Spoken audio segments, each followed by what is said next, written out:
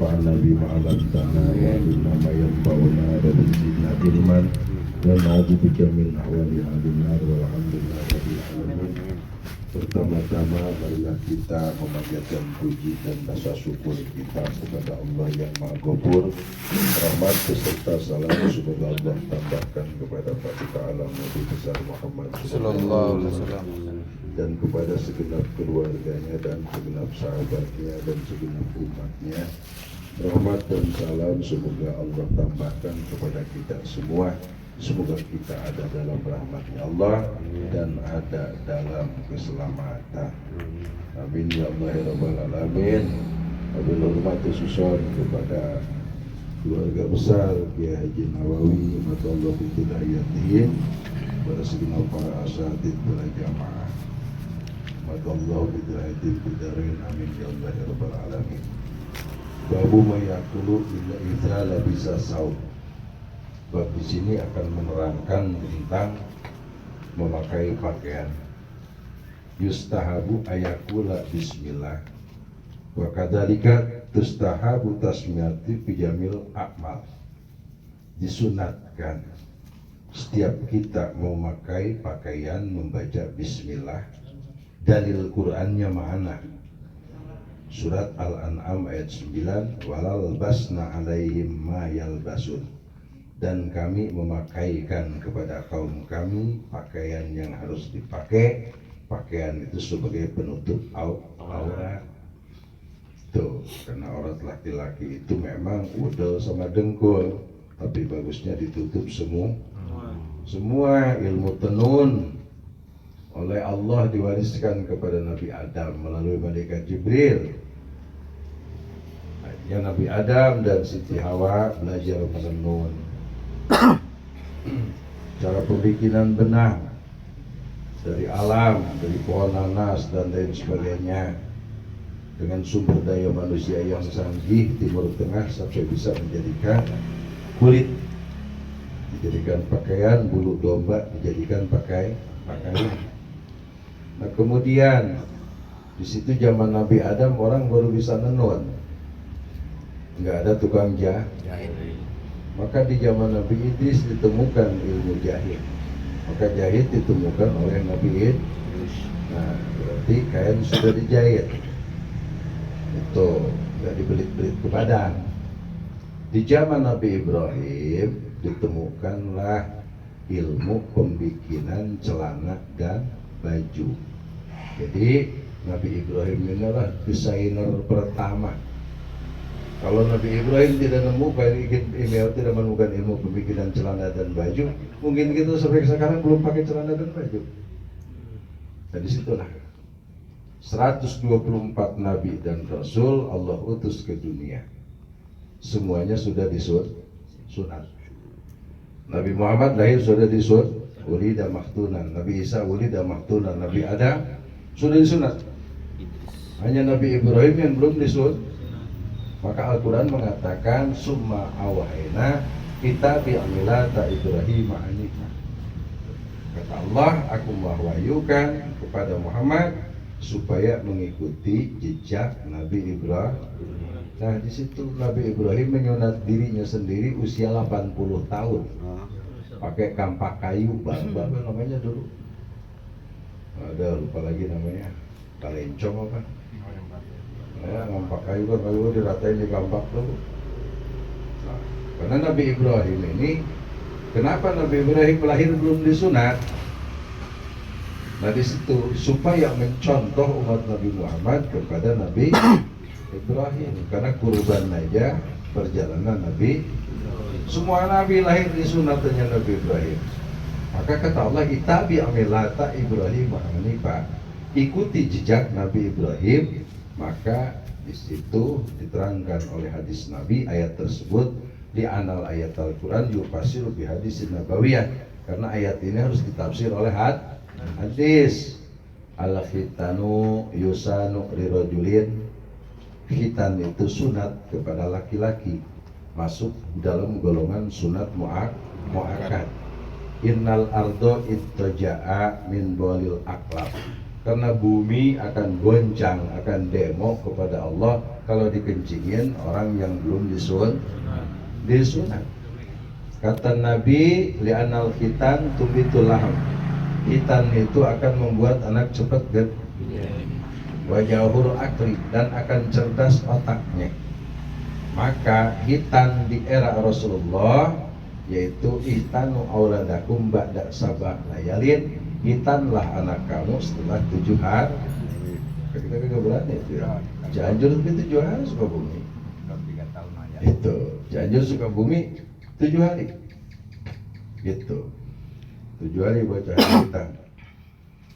Nah, jadi Nabi Ibrahim ini adalah memberikan contoh, menghitan dirinya umur 80 tahun. Tua, kalau budondo, alok mungkin. Dihitanlah Nabi Ibrahim.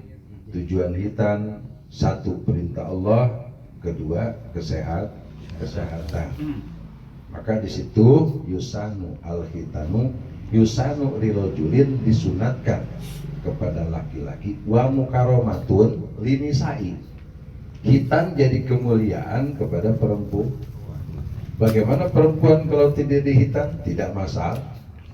Cuma akan terserang penyakit hipersek.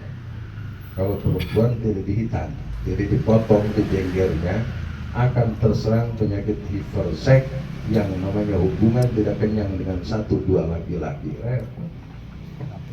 Nafsunya banyak. Sedangkan secara kudrat aja nafsu perempuan 9, apalagi kagak dihitan. Nafsu laki-laki 1. Kita jadi laki-laki ditakdirkan punya akal 9, nafsu 1. Perempuan ditakdirkan punya akal 1, nafsu 9.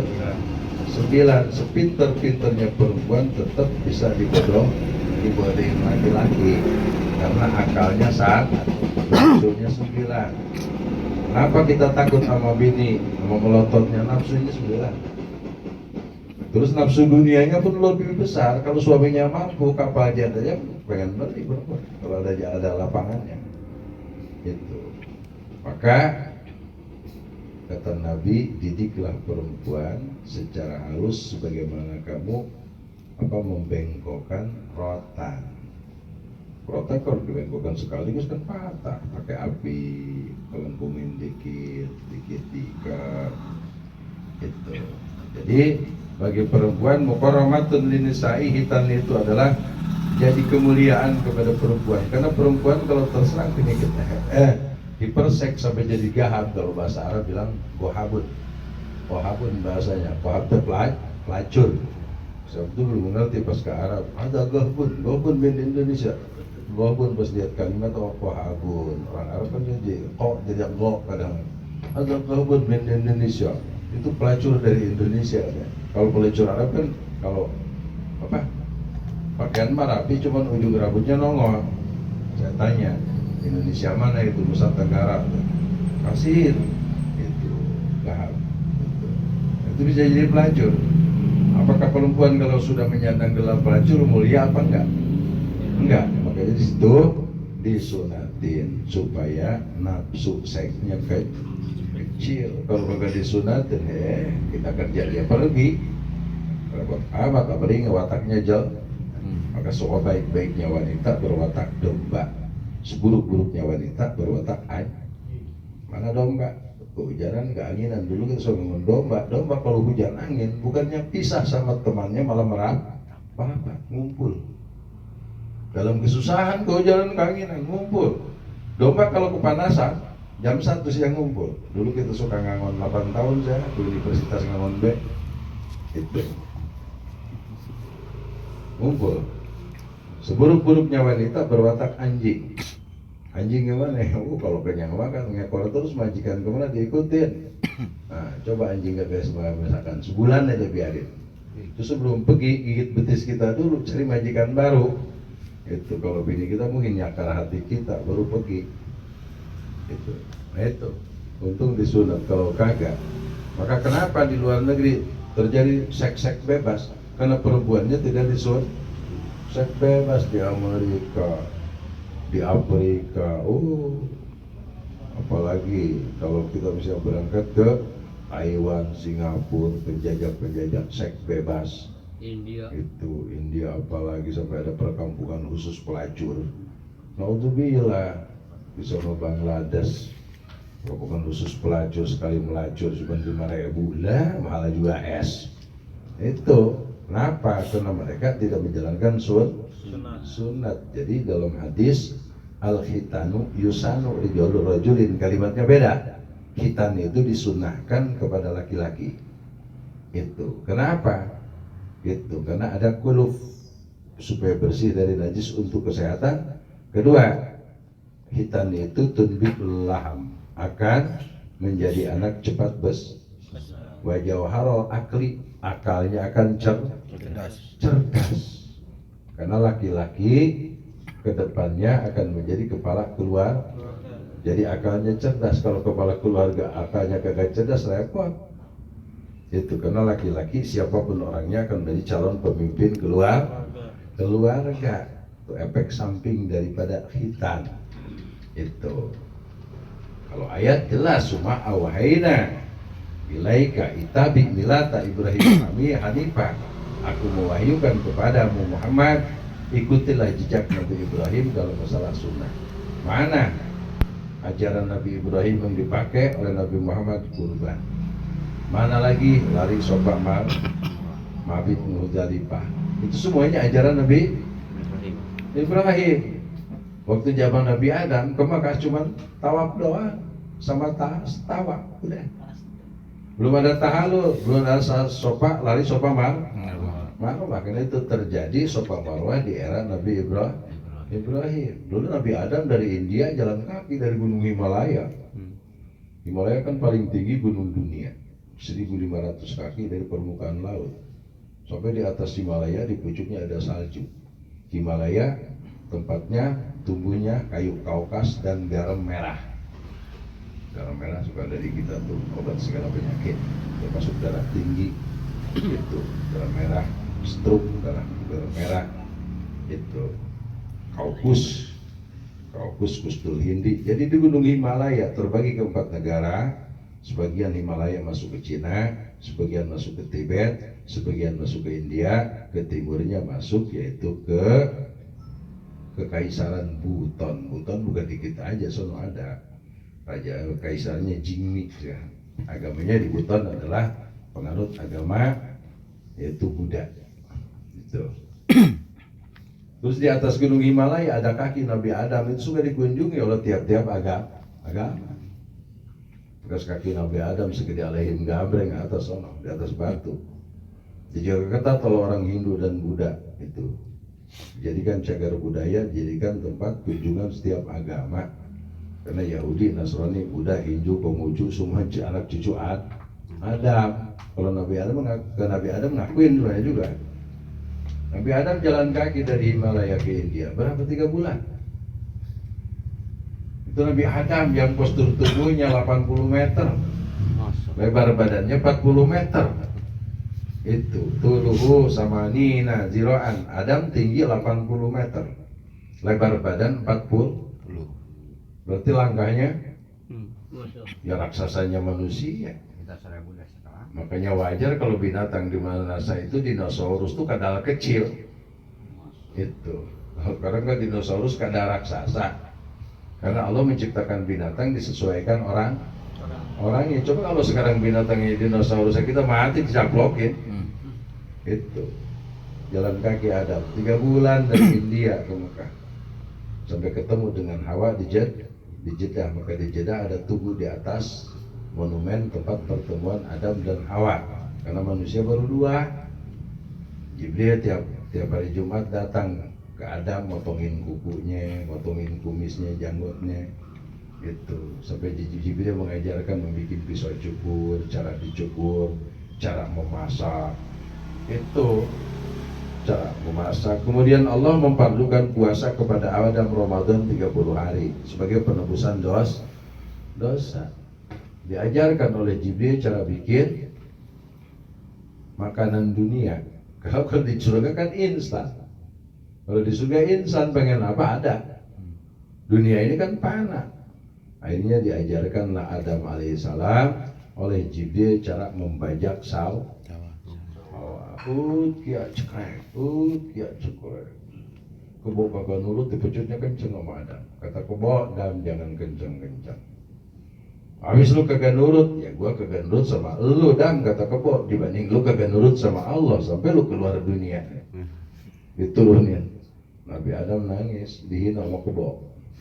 Kalau gua kagak nurut tuh aja sama lu, Adam, sama-sama makhluk Allah, lu makhluk Allah, gua makhluk Allah. Lu kagak nurut sama Allah. Memakan buah wuli sampai diturunin ke dunia. Malu Nabi Adam sampai nangis. Akhirnya munajat kepada Allah itu supaya kerbau tidak bisa bicara. Maka turun Jibril mengusap mulut kerbau. Dari situ kerbau badan gede, suara kecil. Mana ada kerbau yang suara gede kayak paling gitu. Situ ada. Akhirnya oleh Jibril ajarkan cara mengolah padi menjadi bertumbuh. Setelah itu diajarkan oleh Jibril cara di dunia nggak ada api. Allah belum menciptakan api di dunia. Ketika Adam masak, kata Adam kalau masak pakai apa? Pakai api, kata Jibril. Kayak kayu bakar. Dunia belum ada api. Hanya Jibril berangkat ke neraka minta api sebesar biji sawi. Pas ditaruh di lautan kering, itu aslinya api sono. Ditaruh di pucuk gunung meledak, pepohonan kering. Kata Jibril, kegedean kali ini, balik lagi ke surga. Malaikat Malik, ada apa? Ini kan api segede biji sawi dibawa ke dunia, terus taruh di lautan kering, bergejolak airnya kayak gidir, taruh di gunung meledak, bumi kering. Kata malaikat Malik, sini. Diambil oleh malaikat Malik, direndam di sungai Tasnim. Setelah menjadi sekar itu kayak sekar rokok, tempelin di kayu, di batu sampai jadi batu bara, jadi penekeran kalau dulu pakai kawal ya, batu digesekin. Baru itu Adam bisa masak. Nah, pas Adam mulai belajar masak, mulai mau menginjak tanggal 1 Ramadan. Di situ Adam diperintahkan puasa. Adam kebingungan. Ini tanda buka apa? Puasa itu dari pagi sampai tenggelam matahari. Di situ Allah mengirim ayam jago dari sorga sebagai jam beker. Itu kalau ayam jago itu kekuruyuk di sore hari pertanda waktu subuh. Kalau kekuruyuk di pagi hari tertanda waktu subuh, berarti sudah imsak. Ngandelin ayam dulu. Beker dulu mah ada gambar jagonya ya. Nah makanya di situ lahirlah hadis dari Nabi, li anak daikal abyan habibi wa habibu Jibril. Ayam putih itu adalah kekasihku dan kekasih Jibril. Fahrusuha, kata Rasul, peliharalah. Wa idza sayhata, bila mana ayam putih berkokok, maka jin, setan, dedemit yang ada di lingkungan kita kabur semua. Itu, tapi syarat ayam putih ya. Dan akan dijaga 40 rumah tetangga kamu ke barat, timur, selatan, utara dari kekuruyuknya. Gak perlu cari anti santet, itu aja. Yang putih, hadisnya Sahih lagi. Itu dalam hadis Imam Bukhari dalam Riyadhus Shalihin. Sahih hadisnya tentang ayam putih. Nah, di situ maka Nabi bersabda, ayam yang pertama menjawab tasbih ayam surga, ayam yang ada di muka bumi adalah ayam putih. Ketika ayam surga berkokok, ya ayyuhal ghafilun uzkurullah, kata ayam surga jam 4. Wahai orang-orang yang lupa, bangunlah zikir kepada Allah. Dijawab oleh ayam putih dunia, subuhun kudusun Rabbuna wa Rabbul malaikati waruh. Setelah ayam putih menjawab, ayam-ayam lain yang kuning, merah, Jadi ayam tahu adab, yang kuning yang merah nggak berani dia berkokok duluan tanpa dikomandoi oleh Yang putih. ayam putih. Hewan aja punya etika, apalagi orang. Itu. Nah di situ, maka Rasul Shallallahu Alaihi Wasallam ngandangin ayam tuh bukan di luar rumah, di dalam dapur. Tuh di dalam dapur pakai bakul kalau kita lihat dalam hadis. Rasul bikin kamar mandi lantainya terbuat dari kerikil. Ketika ditanya oleh para sahabat, kenapa lantai kamar mandi dari kerikil? Ada baitu syaitan. Karena ini rumahnya setan. Bagus-bagus amat tuh setan. Kalau kepleset kan setruk kamar mandi. Mati banyak. Kata Rasulullah, karena setan yang ada di kamar mandi suka mencelakakan manusia, maka Rasul menciptakan lantai dasar kamar mandi dengan kerikil khas supaya kaki tidak terples. Kamu pakai granit yang bagus bawahnya. Itu rumah setan dan megah di rumah kita mah. Sekamar mandi kita mah setan. Ya karena ada sekarang rumah ada kamar mandinya. Sekamar rumah setan. Zaman dulu mah pacaran doang batu. Makanya orang dulu tuh etika, dulu kamar mandi di luar. Di luar rumah dulu, mau kamar mandi khusus pakai padasan segala macam. Iya, WC di luar. Di luar. Karena apa? Ini tempat setan. Kalau kita sekarang sama setan serumah, jadi saudara. Baru minum makan doang. Saya lihat, maaf, saya lihat itu di daerah Lewindotuk masih ada rumah yang anti kamar mandi, dapur di luar, jauh dari rumah, kira-kira dari belakang rumah dia tuh ke kamar mandi ke dapur 10 meter renggangnya. Jadi ingat orang dulu gitu ya. Ya karena itu sama setan tuh tempat pas-pasan udah kamar plus kamar mandi itu. Maka disitulah Rasul pakai lantainya teh kerikil yang kasar supaya tidak terpeleset karena setan yang ada di kamar mandi suka mencelakakan manusia. Karena orang yang jatuh di kamar mandi jarang-jarang ketolong. Benar, jarang-jarang ketolong. Ini mastruk itu. Gitu. Maka disitulah sudah Rasul Sallallahu Alaihi Wasallam. Adam Alaihissalam puasa, dikomandoi oleh ayam putih pas matahari tenggelam, pukul riuk ayam putih. Adam buka. 3 hari puasa Ramadan, Adam pengen buang air bas. Karena Adam asalnya dari alam barzah sorga Firdaus, nggak punya dubur. Karena ahli sorga kalau ingin buang air besar, air kecil berkeringat.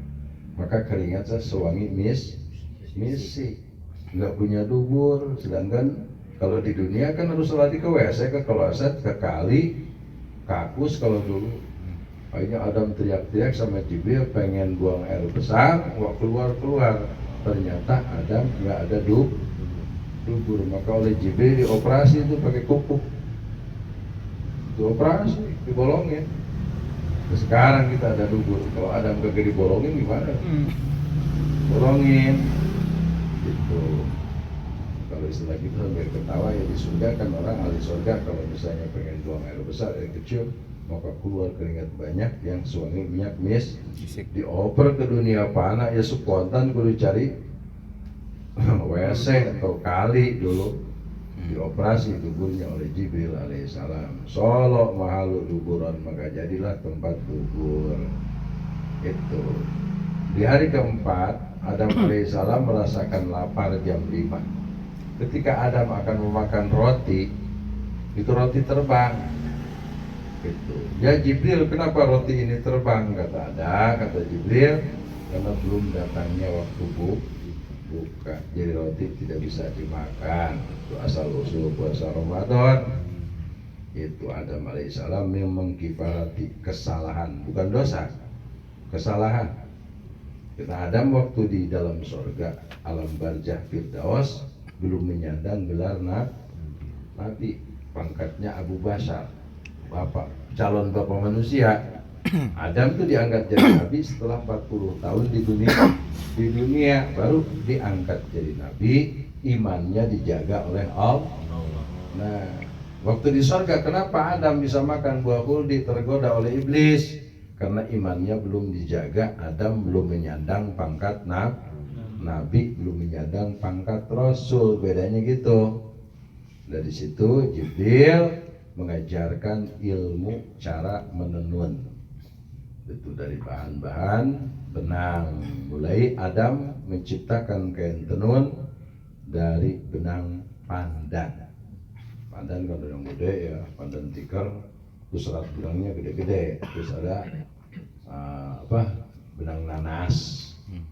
Di situ Jibril mengajarkan cara menenun dan membuatkan mesin tenun manual. Terus Jibril mengajarkan Adam cara membuat alat bajak sawah, uluku, garuk, gitu. Ada gurunya Jibril tuh gurunya. Cara menyukur rambut diajarkan. Nah, maka di era Nabi Idris alaihissalam, generasi ke-10 daripada Nabi Adam, ditemukan ilmu menjahit.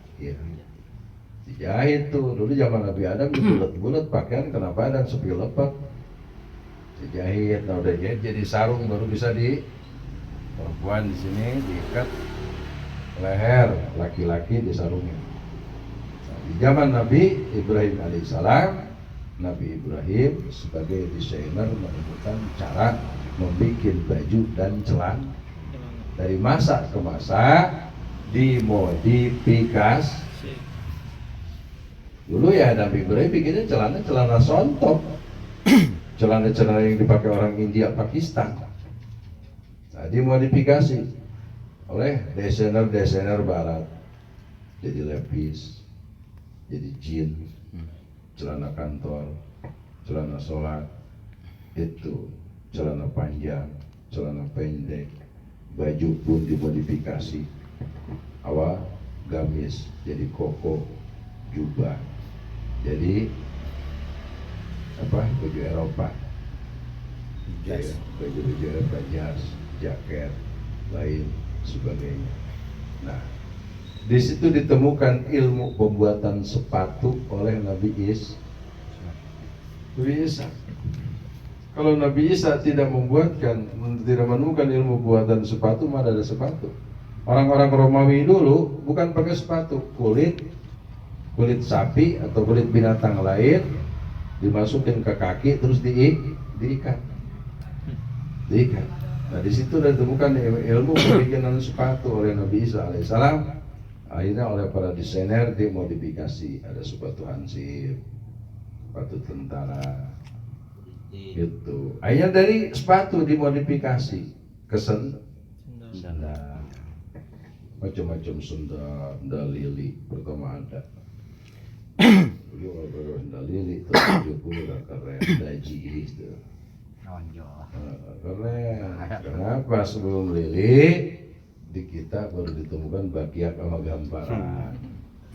Ke sandal lili, celana Arabik cut bray, bajunya kemeja ngetat, dadanya buka dikit, kerahnya gede banget, keren, percis kayak ayam Brahma, keren.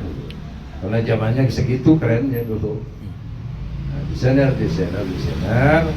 terlahirlah beraneka ragam pakaian dan celana. Itu. Awal tahu Datarbus, orang yang pertama menemukan pembuatan peci. Siapakah dia? Peci ditemukan di era Nabiullah Musa alaihissalam. Jangan Nabi Musa udah pada peci Bani Israel. Itu. Cuma kalau peci Yahudi kan lucu. Gini ya, pisin tawa pala. Itu. Akhirnya oleh para desainer peci itu macam-macam peci Turki, peci Istanbul, peci Persia, Pakistan, macam-macam. Sampai Persia Cianjur, terus sorban, Kashmiri. Pas ditanya, ada Kashmiri bin Hilal? Lah, ada bin Sukabumi. Ternyata Kashmiri itu dari Sukabumi. Kenapa? Kalau Kashmir asli terbuat daripada bulu wol, dibakar bau bulu, itu Kashmir asli.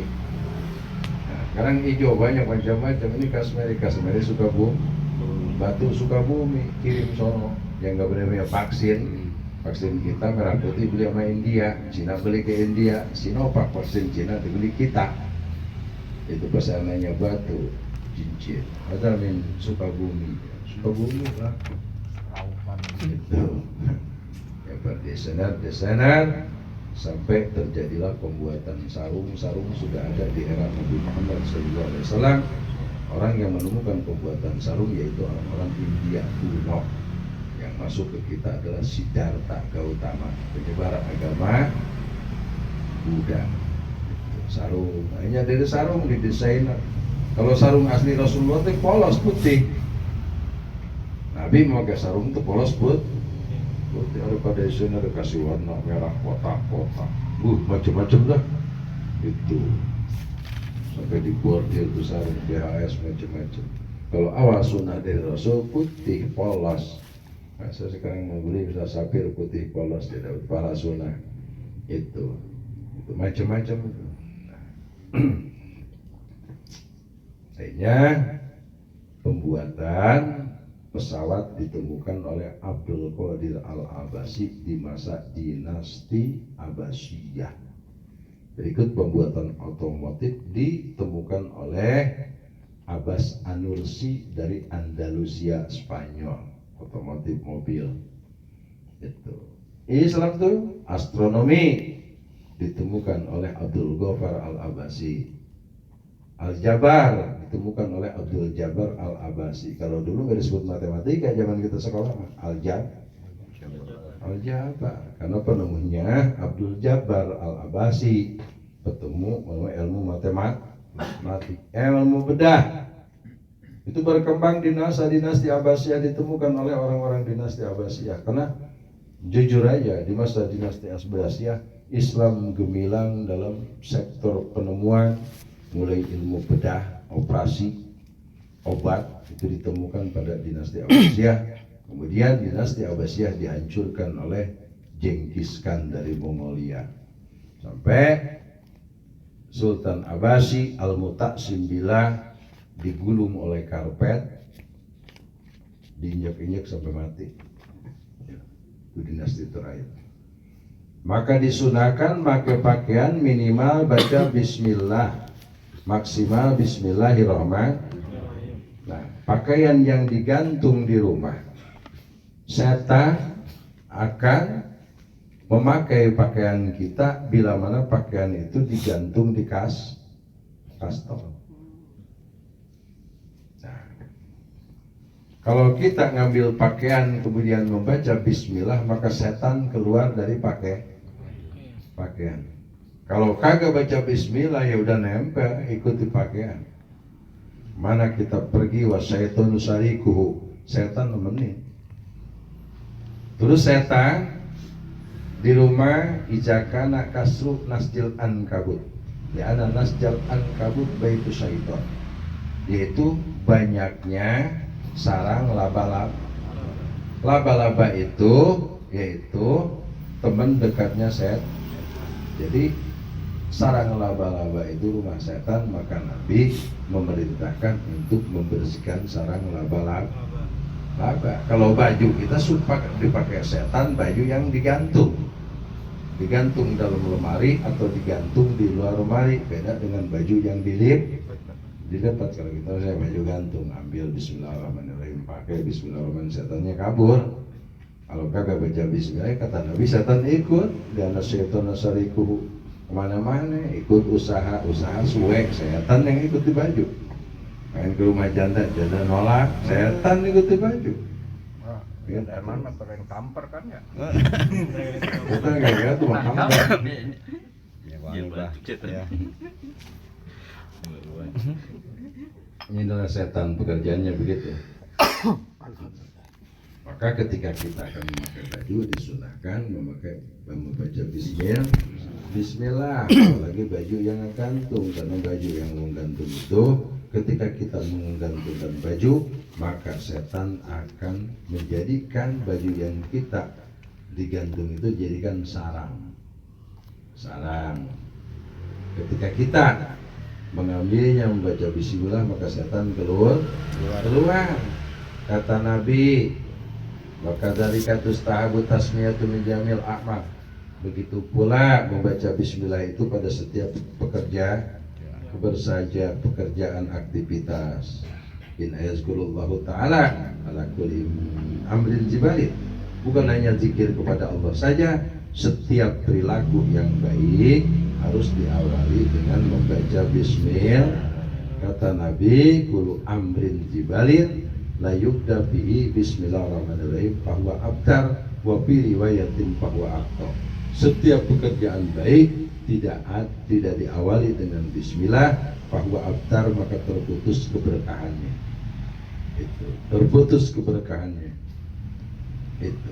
Wa qala Izzuddin bin Abi Salam apal abi ala salasati aqsamin. Kata Izzuddin bin Abi Salam, pekerjaan manusia itu hanya 3 bagian. Masunat tasmiyah kal wudu. Yang disunatkan 1, 3 bagian di sini adalah membaca bismillah ketika akan wud, wal ghuslu ketika akan mandi, wa tayamumu dan ketika akan tayamum, wa zabihul manasiki dan ketika akan memotong kurban, wa qiraatul Quran dan membaca Quran. Nah, itu membaca bismillah yang sunnah. Terus kedua ada membaca bismillah yang mubah. Itu wa kadzalika mubahatun. Mana baca bismillah yang mubah? Kal akli, seperti mau makan. Karena makan ini hukumnya wenang, maka baca bismillah pun yang wasurbi akan minum. Maka minum ini wenang, baca bismillah pun Yang ketiga wal jima, akan berhubungan dengan istri. Di situ bukan disunahkan baca bismillah, tapi diwenangkan baca bismillah. Itu diwenangkan baca bismillah. Wa malam tusanu bihi kasolat. Mana lagi ada bismillah yang ketiga yang tidak disunahkan kasolati, mau pergi sholat, wal azan, mau azan. Azan itu tidak sunnah membaca bismillah. Ini di sini ada jelas keterangan. Bismillahirrahmanirrahim. Allahu akbar, Allahu akbar. Enggak disunahkan baca bismillah. Berarti kalau dibaca pun tidak diganti, karena tidak sunnah. Perlawanan sunnah itu apa? Berarti makruh baca bismillah ketika akan orang-orang Syiah di masa dulu kalau mau adzan suka membaca innallaha wa malaikatahu yusholluna 'alan nabi. Itu yang dilakukan oleh orang-orang Syiah. Itu kita juga banyak yang niru Syiah. Mau adzan baca innallah. Itu ini Syiah palsu. Itu. Jadi jangankan baca innallaha, baca bismillah pun tidak disunahkan ketika akan azan. Penting tahu ilmunya. Nah di masa itu banyak orang Syiah yang mau azan innallaha wa malaikatahu yusholluna 'alan nabi ya ayyuhalladzina amanu shallu 'alaihi wa sallimu taslima. Allahu akbar, Allahu akbar. Kenapa sekarang ilmu Syiah pada dipakai? Setiap orang mau azan baca Tadi ada pantas sahabik bikaumin bahwa minhum. Orang yang menyerupai pekerjaan satu kaum, maka di hari kiamat akan digolongkan dengan kaum itu. Kita mau tulis satuin dari kiamat dengan Syiah ke neraka. Itu. Jadi Syiah itu kalau mau azan pasti Syiah Imamiyah, Syiah Jaiziyah, Syiah Ismailiyah, Syiah Ja'fariyah. Semua kelompok Syiah yang 25 golongan termasuk Sabaiyah, Syiah yang paling tua yang ada di masa sahabat Utsman. Kalau mau adzan baca innallaha wa malaikatahu. Kenapa orang-orang Nawawi ikut dan Masjid Nawawi baca itu? Ditanya dalilnya nggak jelas. Baca bismillah aja di sini kagak sunnah, apalagi baca innallaha wa malaikatahu yusholluna 'alan nabi. Mana yang tidak disunahkan baca bismillah? Kasolati, ketika akan pergi sholat, wal adzan dan azan, wal haji dan haji, wal umrah dan umrah, wal azkar dan zikir. Itu wa da'wah dan berdoa, wa ma tukrahu wa hiyal muharramah, itu perkara yang makruh yang diharamkan, Li anal adu min tasmiyati tabaruki min fi'li, atau kita musalaman dengan ulama, dengan wali. Bismillahirrahmanirrahim. Itu masuk dalam bid'ah muharramah. Baca bismillah yang dimakruhkan, yang diharamkan. Itu. Jadi meletakkannya di mana? Di mana dulu gitu. Nah di sini.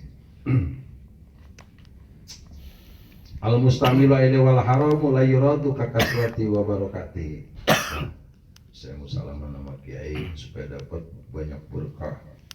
Salaman cium tangan bismillahirrahmanirrahim. Bismillahirrahmanirrahim. Itu diharamkan. Itu tabaruk aja, udah kagak perlu pakai bismillah. Niat kita sudah baik. Itu kalau tabaruk ada baik, cium tangan, baca bismillah dibolak-balik, jangan. Itu masuk dalam muharramah. Itu. Wa kadzalika makruh, sebagian ulama mengatakan makruh membaca bismillah pada waktu nyium tangan orang tua, misal nyium tangan orang tua baca bismillah. Itu. Enggak, bismillahirrahmanirrahim. Enggak. Salaman saja. Itu. Waruena fi kitab Ibnu Sina, dan aku meriwayatkan dalam kitab Ibnu Sina kata Imam Nawawi, an Abi Sa'id al-Khudri. Hadis ini daripada Abi Sa'id al-Khudri radhiyallahu anhu. Nama aslinya wasmu Sa'ad bin Malik bin Sinan, Sa'ad bin Malik bin Sinan. Anna Nabiya sallallahu alaihi wasallam, sesungguhnya Nabi SAW karena idza labisa sauban, gitu, samahu bismi qamisah, dan Nabi menyebutnya gamis, gitu, gamis ridaan, atau Nabi memakai rida selendang, amamatan, atau pakai udang. Yakulu, Nabi suka membaca doa, mau pakai rida sorban, rida pakai udang, mau pakai gamis. Allahumma inni as'aluka min khairihi wa khairi ma huwa lahu, wa a'udzubika min syarihi wa syari ma huwa lahu. Allahumma, wahai Allah, ini as'aluka, aku minta kepadamu, min khairihi, daripada baiknya pakaian ini, gamis ini, sorban ini, udang ini, wa khairi ma huwa lahu, dan sesuatu yang baik dari pakaian ini. A'udzubika, dan aku minta dijaga kepadamu, min syarihi, dari kesialan pakaian yang aku pakai, wa syari ma huwa lahu, dan kesialan yang terbawa dari pakaian ini. Itu. Jadi supaya kesialan dari pakaian itu, pakaian lagi kagak hasil, pakai dagang kagak laku, ampun. Itu. Kenapa? Waktu dia mau bepergian enggak pakai baca doa, pakai baju. Itu, pakai baju. Prakteknya gimana tuh? Sebelum dipakai apa sesudah? Jadi prakteknya gini, pas kita memasukkan lengan kanan, tuh doa ini dibaca. Itu, sampai lengan kiri, sampai dikancingin. Kalau ngancingin, pakai dari bawah ke atas. Itu, kata Nabi suka naik derajatnya dan berkahnya. Kalau buka dari atas ke bawah, kita kadang-kadang kalang kabut, Mana aja. Ya kalau namanya pakai dari bawah ke atas, buka dari atas ke bawah. Itu suatu hari ada seorang ditegur oleh Nabi ngancingin baju dari atas ke bawah. Itu namanya nutup berkah, turunin rezeki, ngilangin rezeki dari bawah ke atas. Jadi masukin tangan kanan dulu, terus tangan kiri, sambil baca doa ini, Allahumma inni as'aluka min khairihi wa khairi ma huwa lahu, wa a'udzubika min syarihi wa syari ma huwa lahu. Gitu. Nah ini doa ada dua versi. Dalam versi hadis riwayat Mu'adz bin Jabal dari Anas bin Malik, ana Rasulullah sallallahu alaihi wasallam, qala, Nabi SAW bersabda, man labisa sauban jadidan, tapi ini pakaian baru, Siapa saja orang yang memakai pakaian baru beli dari toko, maka doanya beda. Alhamdulillah, alhamdulillahilladzi kasani hadza wa razaqtanihi min ghairi haulin minni wala quwwatin. Sampai situ. Alhamdulillahilladzi kasani hadza wa razaqtanihi min ghairi haulin minni wala quwwatin. Ghafarallahu lahu ma taqaddama min dzambi. Maka diampuni dosa yang masa lalu dan dosa yang akan datang. Tapi baju baru tuh mah. Nah, dalam kitab Wajinatul Asrar, kalau kita beli baju baru, bacakan sunat inanjalahu bilatil qadri ke air putih. Nah, kemudian berapa 15 kali, terus airnya dicipratin ke baju. Setelah kering, baju jangan dulu dipakai mejeng atau dipakai kemas, khawatir ada najis namanya dari pabrik.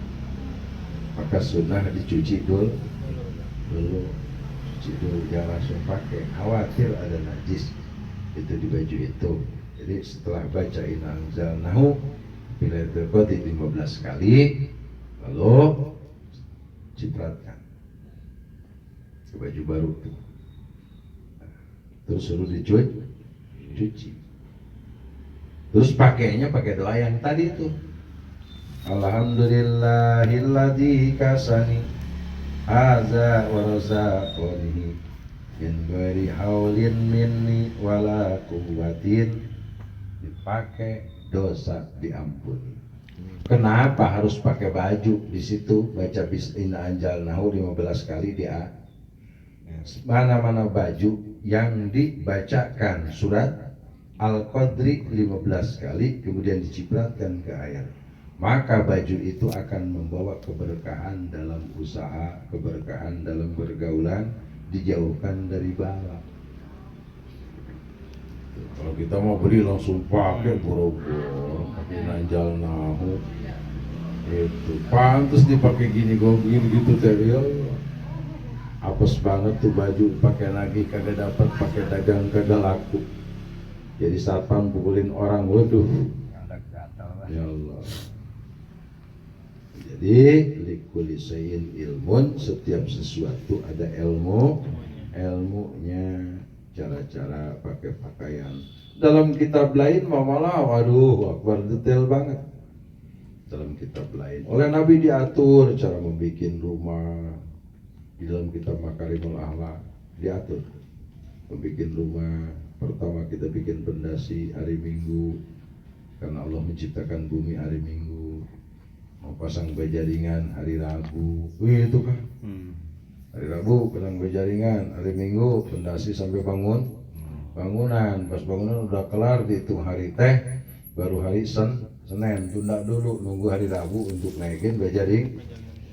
Kalau dulu kan naikin kayu, orang kayu udah pakai bajaringan, nur tuh ke bajaringan. Hari Rabu pagi pasang ke bajaringan. Bulannya bulan apa? Bulan Haji. Man bana baitan fi sahri dzulhijjah. Siapa saja orang yang membangun rumah, toko, tempat usaha di bulan Dzulhijjah, jadallahu maluhu wa zadallahu baitahu. Allah akan menambah hartanya dan Allah akan menambah rumahnya. Dari rumah satu nanti bisa kebeli rumah 2, 3. Maka sebaik-baiknya bulan untuk bangun rumah, bangun toko, tempat usaha, itu yang sifatnya bangun. Kalau harinya hari Minggu, naikin bajaringannya hari Rabu. Yang bagus bulannya bulan Dzulhijjah, bulan haji, karena bulan Muharram. Itu hadis langsung, man bana baitan fi syahri Dzulhijjah.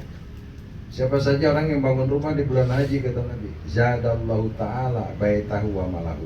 Allah akan menambahkan rumah dan harta.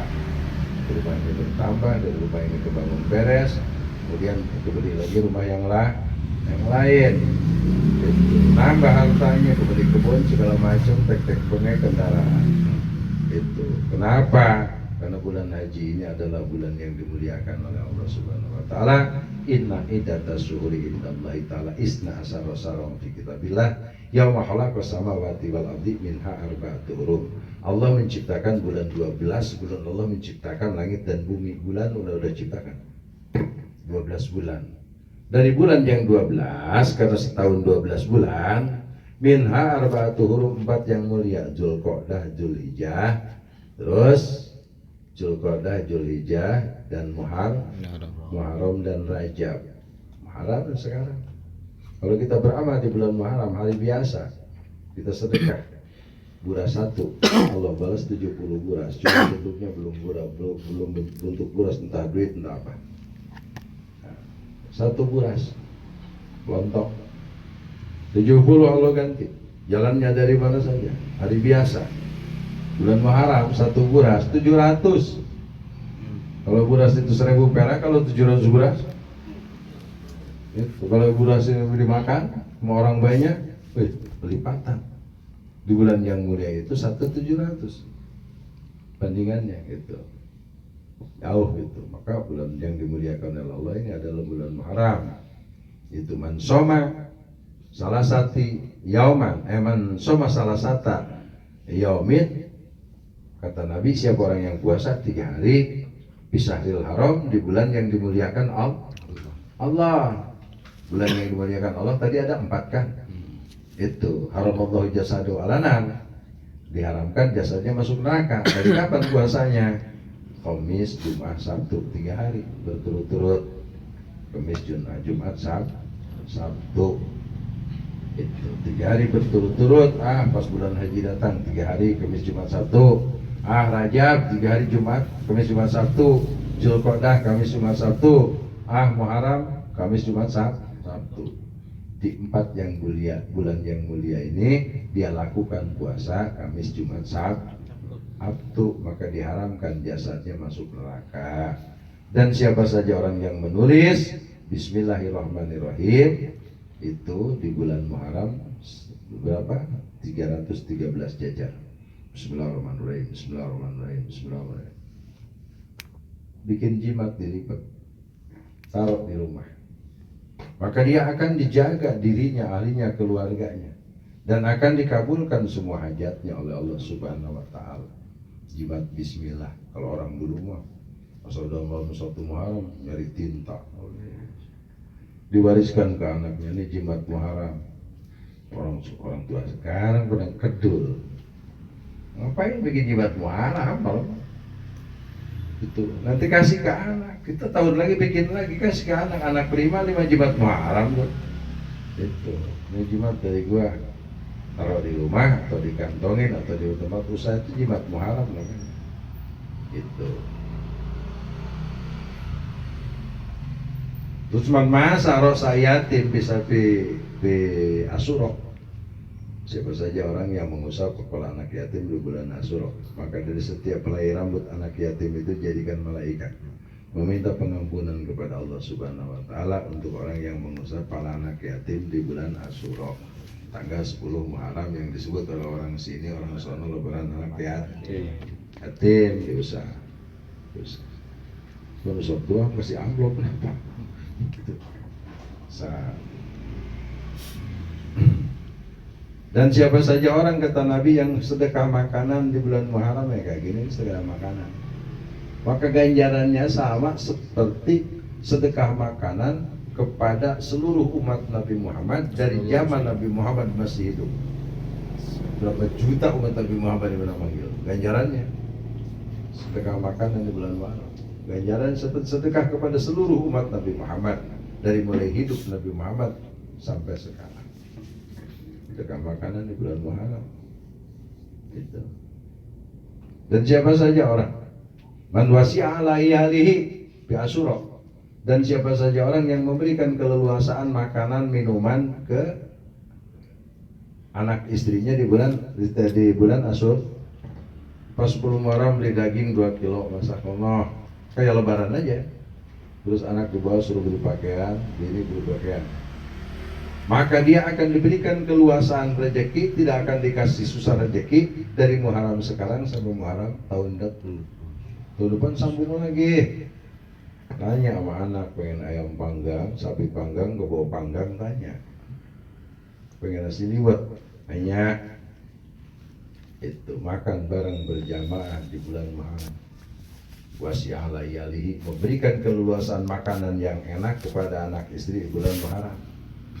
Memberikan pakaian kepada anak istri di bulan Muharram. Lebih gede dibanding bulan Ramadan. Allah akan memberikan keluasan rezeki. Kita tidak akan bertemu dengan kesialan rezeki dari Muharram sekarang sampai Muharram yang akan datang. Ini mau Muharram, tanya apa anak bini, mau punya kita beli apa? Celele. Itu tanya, bini teh pengen baju apa? Tuh, kasih duit nih buat beli baju. Itu anak nih buat beli baju. Kalau kita mampu. Kalau nggak mampu, nih duit beli ayam goreng. Itu diberi keleluasan anak istri kita di bulan Muharram. Untuk pembuktian silakan dalam masa krisis begini laksanakan itu. Gitu. Ya saya suka melakukan setiap 10 Muharram. Karena 9 udah belanja, udah tanya, bini mau masak apa, lu mau masak di rumah apa, beli matangan kagak, kenapa? Ya namanya masakan orang, nggak jelas, nggak masak, ya udah belikan apa terserah. Ada rezeki itu pada beli baju, saling 1,5 juga, baju perempuan 100.000, anak 32 sekarang, beli makan maunya. Rasakan coba dari Muharram sekarang sampai Muharram akan datang. Usaha kita akan diberikan kelancaran. Kita nggak uring-uringan terus. Kan kalau kita mah gudangnya kubur nikmat. Kalau punya rezeki mah diem. Kurang rezeki, koarannya kenceng. Ampun deh, kenapa? Udah 2 hari ini ngomong langsung. Dikasih rezeki sama Allah setahun kagak ngomong apa-apa. Ampun deh, udah setahun gua kebanyakan rezeki belum denger ya saya. Tapi diberi belang sama orang 2 hari langsung. Itu, ampun udah 2 hari. Baru 2 hari itu dia kayak senengnya lebih daripada 2 hari kan nggak ngomong apa-apa. Diem baik, dia kayak orang sakit. Itu sembuh kita 10 tahun sakit, seminggu ini udah bunyi terus. Dia nggak membaca latar belakang, ya alhamdulillah sembuh aja sekian tak. Itu. Berarti kalau dihitung-hitung, saya dulu sakit parah 2010. Itu. Selesai semua. Ya seperti begini, ketemu lagi 3 minggu. Jauh kan jarak waktunya. Itu, kayak gitu. Dikasih nikmat mau ya, nikmat sehat ini kagak pernah bisa ngomong. Ya kalau udah 10 tahun sehat kapan yang mau sakit? Lorok. Itu nggak bedanya kurangi rezeki. Itu 2 hari aja udah kedengaran. Tapi 10 tahun itu usaha lancar. Mau ngomong apaan? Agak.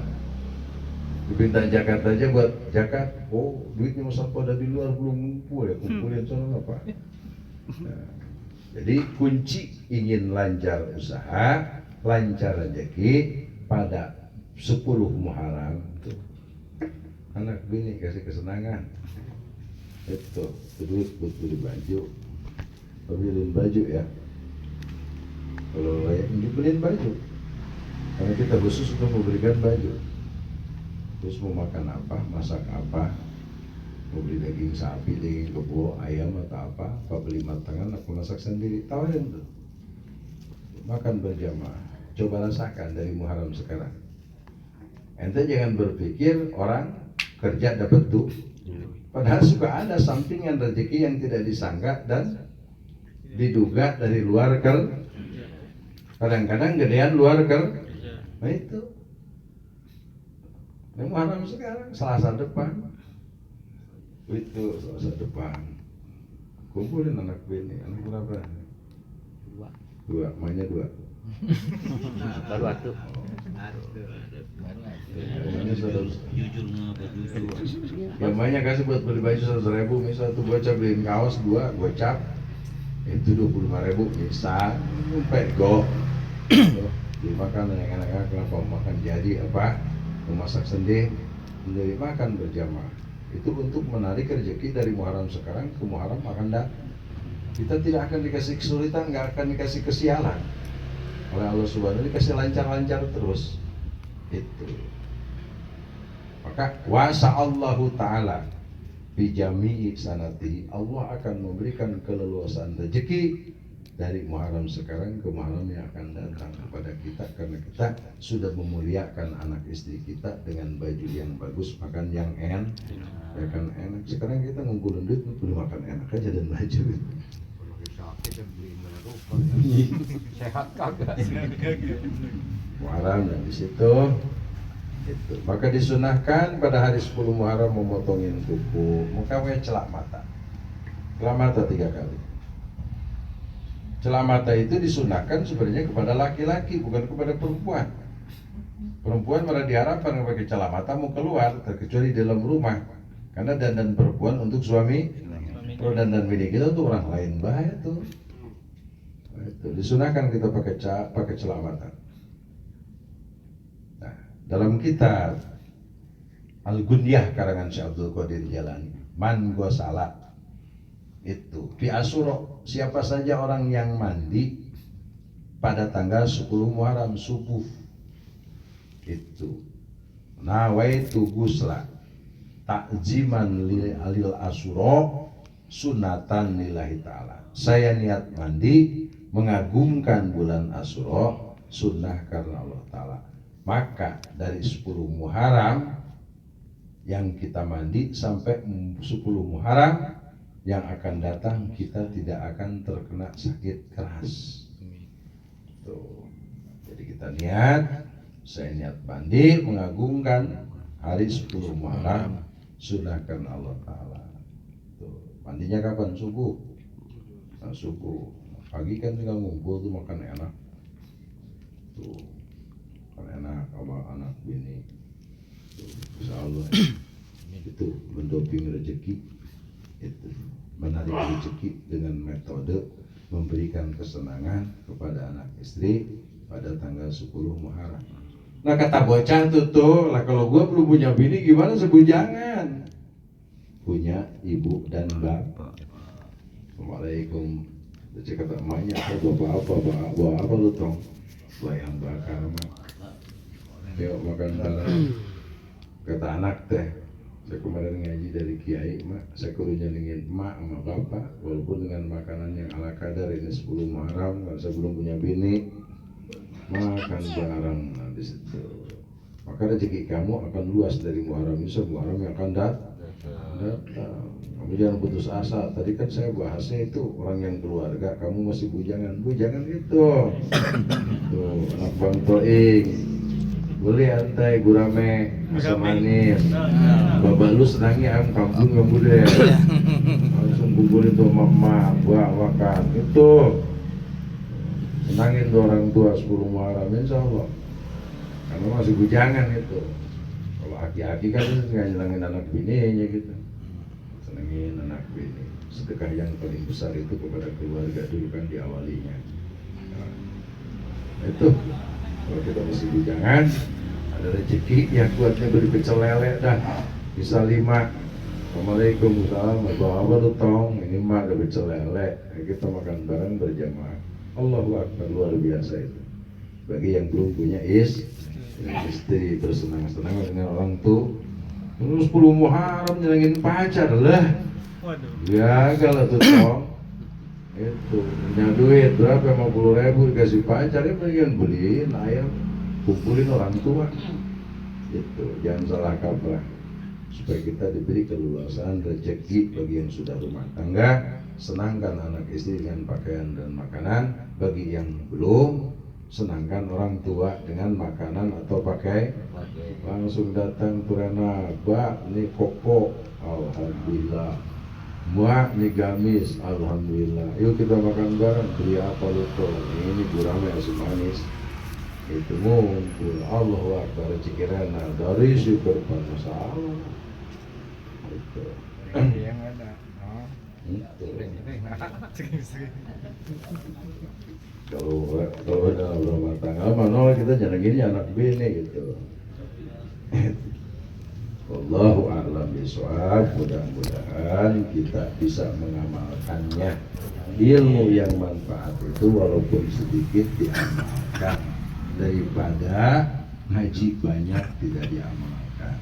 Yang metodenya tadi cara pakai baju, doa pakai baju itu dan lain sebagainya, berikut mandi 10 Muharram segala macam.